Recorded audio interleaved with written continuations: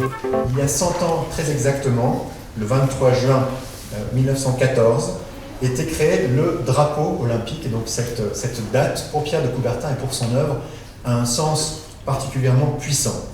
Et nous sommes là, comme vous le savez, pour assister à la présentation du fonds Pierre de Coubertin Geoffroy de Navacelle, qui va donc être déposé aux archives d'histoire contemporaine du Centre d'histoire de Sciences Po. Aujourd'hui, nous faisons connaître l'arrivée dans les archives contemporaines de Sciences Po d'un fonds, qui est le fonds Pierre de Coubertin, voilà, un personnage mondialement connu pour avoir réinventé les Jeux Olympiques à la fin du XIXe siècle.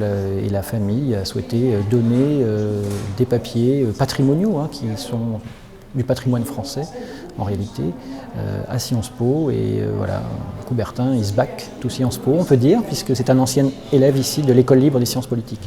Ce sont des documents qui ont été accumulés par mon père pendant la soixantaine d'années qu'il a consacré à la mémoire et à l'œuvre de son grand-oncle Pierre de Coubertin.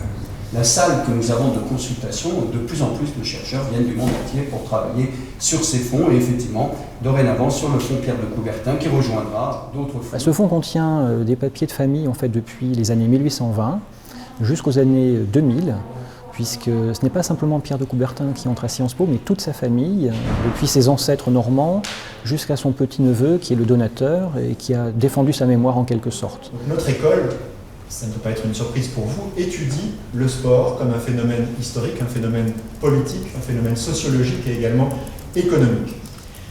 J'en donnerai quelques exemples très rapidement, en parlant d'abord de l'activité de notre direction de la formation continue à destination des sportifs ou de ceux que les questions sportives intéressent. Les sociologues, les historiens de notre maison ont amplement investi dans l'investigation sur la question du sport et des activités sportives. Et puis, le Centre d'histoire, j'en viens enfin à lui, a développé depuis maintenant une dizaine d'années un axe de recherche extrêmement fécond qui est consacré à l'histoire culturelle, à l'histoire sociale et politique du sport. On a une tradition de recherche historique sur le sport depuis 10 ans avec mon collègue Paul Lietchi.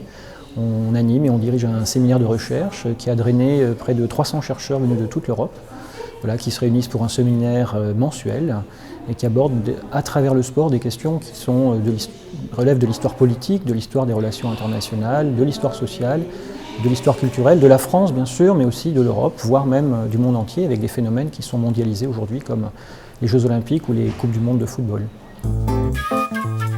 Sciences Po.